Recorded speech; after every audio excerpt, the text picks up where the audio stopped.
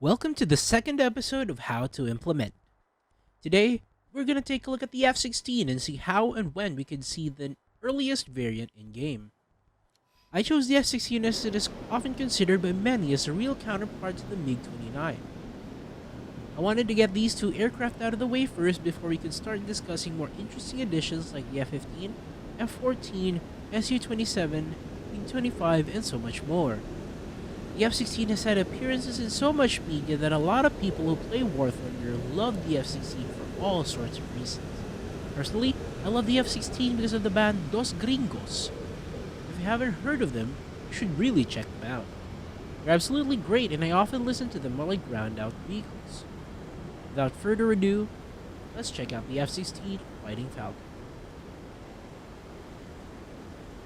The F-16 Fighting Falcon is a 4th generation fighter originally developed by General Dynamics and currently Lockheed Martin. A huge part of the inception of the F-16 Fighting Falcon had to do with Colonel John Boyd and the Fighter Mafia, who were staunch proponents of the energy maneuverability theory that idealized a fighter that could maneuver without gross energy loss and high thrust-to-weight ratios. Initially, the F-16 program was met with opposition in the Air Force, as it was seen as a direct competitor to the F-15. But Command understood that the Air Force would not be able to procure enough F-15s, which necessitated the creation of the F-16. The competition was fierce between YF-16 of General Dynamics and YF-17 from Northrop, but when NATO expressed interest in procuring their fighter that would be selected by the Air Combat Fighter competition in the US, the F-16 handily won against its competitors like the Mirage F-1, the Seppicat Jaguar, and the J-37 Viggen. The YF-16 prevailed over its competitors and the YF-17, where the YF-17 would eventually be picked up by the Navy for further development into what would become the F-18 Hornet. Like the MiG-29, there are 3 major variants that I can see being added in War Thunder. The F-16A Block 15, the F-16C Block 32, and F-16C Block 52. I'd like to try and incorporate General Electric powered blocks of the F-16C, also known as Block 30 and Block 50. However, that would be too complicated for what ultimately are just engine swaps. So I keep it uniform and just study the Pratt & Whitney powered F-16Cs. As an addendum, Block's 30 F-16Cs replaced the normal shocked inlet with a modular common inlet duct, which would mean another model. Knowing Gaijin, they just stick with the Block 32 to avoid making a new model until they have to. So why did I choose these variants specifically? For the F-16A Block 50, I specifically chose it as it did not have AIM-7M and AIM-120 capability. It could guide Sparrows up to the AIM-7F, which is comparable to other nations' missiles like the Aspide and Skyflash. The Block 15 also had the extra hard points on the inlet and an upgraded radar with larger horizontal stabilizers. This block was also the most numerous of the F-16A variant. The F-16C Block 32 would be the first F-16 to carry AIM-120s, which we will discuss later. The Block 32 would be fitted with the F-100 PW220 engine rating at 105.73 kilonewtons of afterburning thrust, which would slightly be less than the rated afterburning thrust of the F-16A's F-100 PW200's 106.4 kilonewtons. The most powerful engine would be the F-16C Block 52's F-100 PW229 at 129.7 kilonewtons afterburning thrust. The F-16 as a dogfighter will heavily be reliant on whether Gaijin will implement external fuel tanks or not. Without fuel tanks, the F-16 is a potent dogfighter that can win a one-circle dogfight against the MiG-29, especially at low altitudes where the MiG-29 will bleed its energy turning with the F-16. It's not to say the F-16 will always beat out the MiG-29. The skill of the player and crew skills also count into the mix, as well as the modifications unlocked and all that. A big part that would affect F-16's scores would be its weapons, as it harkens back to the idea that as missiles become more advanced, the platform that they're being fired from becomes increasingly irrelevant. So let's take a look at the weapons the F-16 carries. Once again, there are no major differences with the onboard guns of all F-16 variants. All of them will carry the 20mm M61A1, a staple gun that anyone in War Thunder will be familiar with. Carrying 511 rounds, it should be within the ballpark that F-4E Phantom pilots are familiar with. Though I'm not quite sure of the placement at the left side of the cockpit will make a difference compared to the positioning of the M61 under the F-4E's nose. Once again, the missiles and other ordnance would be the differences among the three variants.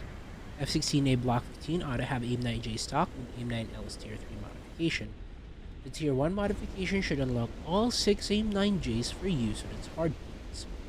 Tier 2 modification is the AIM-7E3, an improvement on the current AIM-7E that we have in the Phantom that allows maneuvering off the rails and has better maximum overload. Tier 3 should allow it to use the AIM-9L, allowing all aspect IR capability, and finally a Tier 4, the AIM-7F.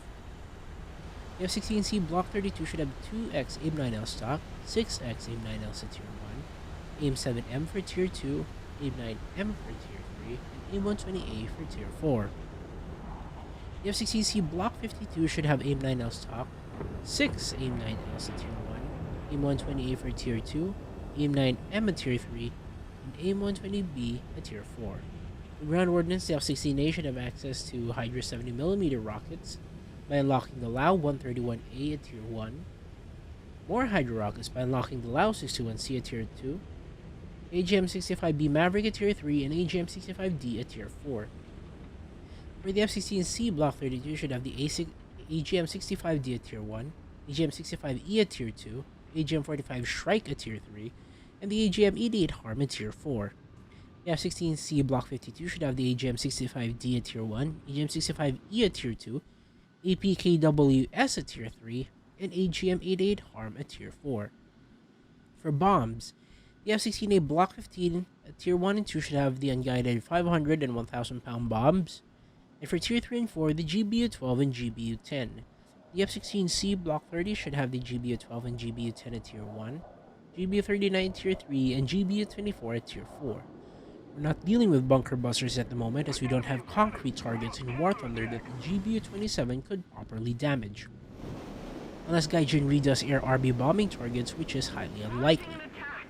For the Block 52, Tier 1 and Tier 2 should have the GBU-12 and GBU-24, GBU-39 at Tier 3, and Tier 4, the JDAM. If these sound complicated, I agree. The list just goes on. But I propose in lieu of unlocking the guided munitions separately, so unlock the targeting pods instead that allow you to use this ordnance. Since the F-16A Block 15 did not carry the lantern, it can unlock the ordnance as modules. For the F-16Cs, the lantern can be unlocked at Tier 2 for GBU-10, GBU-12, GBU-24, and 27, AGM-65D, 65C, JDAM, and APKWS. These pods also serve as an equivalent for aircraft NVDs that is currently too difficult to do close-air support and night battles by sight alone. So basically I just decided the targeting pod mechanic to avoid crowding the modification tree, as the mechanics of modification requires to unlock a certain amount of modifications before being allowed to advance. With the F4E now and F5E, the modification tree is packed full. What more when these aircraft with more advanced ordnance become available? But either way, these are just suggestions, and eventually we'll figure it out when we get there. In the tech tree, I believe the F-16 should be in the F5 line. The F5 currently acts as a light and nimble alternative to the F-4E in War Thunder, and I believe that the F-16 will act as a nimble and light alternative to the F-15 when they get introduced. The F-16A is at Tier 7 after the F-5E, and the F-16Cs are at Tier 7 at the start, but when Tier 8 is introduced, they will be moved thusly. Clocking in at 410,000 RP for the F-16A, and 420,000 for the remaining F-16Cs, your SL costs will be 1.03 million, 1.04 million, and 1.05 million respectively. The crew training cost will be 310,000, 320,000, and 330,000 silver lines respectively. For their battle ratings, I would put them a notch above the MiG-29s at 13.3 for the F-16A, 14.7 for the F-16C Block 32, and 15.3 for the F-16C Block 52. The F-16's ordnance are extremely capable in comparison to the MiG-29s, coupled with a better gun, low altitude performance. The F-16 will give its contemporaries a run for its money with all that it can do. However, when talking about contemporaries, the F-16 is seriously widely distributed and will be a cause of concern for Air RB. There are about 2 nations that will directly receive an F-16 in some form. First of that is Italy, who released 30 F-16 A and Bs between 2002 and 2012, and the Chinese tree when the Republic of China Air Force purchased 150 F-16 A and Bs in 1992. Japan might also get their Mitsubishi F2 at a later update, and the 2 F-16s from Israel might come out as premiums when Tier 8 drops, or they might be event vehicles. These include the F-16A of Israel and the special NETS 107 F-16A, and the F-16I Sufi. If Gaiju runs out of vehicles to add, we might even see the F-16 Barak upgrade variant. So that was the F-16. What a journey. I'm really afraid that the US can have 6 F-16 variants in one tree if Gaijin decides to add all 3 I've mentioned, plus the Israeli variants. And if we're really pushing the envelope, we might even get the F-16V Viper or the F-16C Block 70. Either way, next week we're going to go out of the mold and we're discussing the Chinese Chengdu J-10. Thank you for watching. If you have any suggestions or a better idea how to add the F-16, I'd be happy to discuss them in the comments. See you around.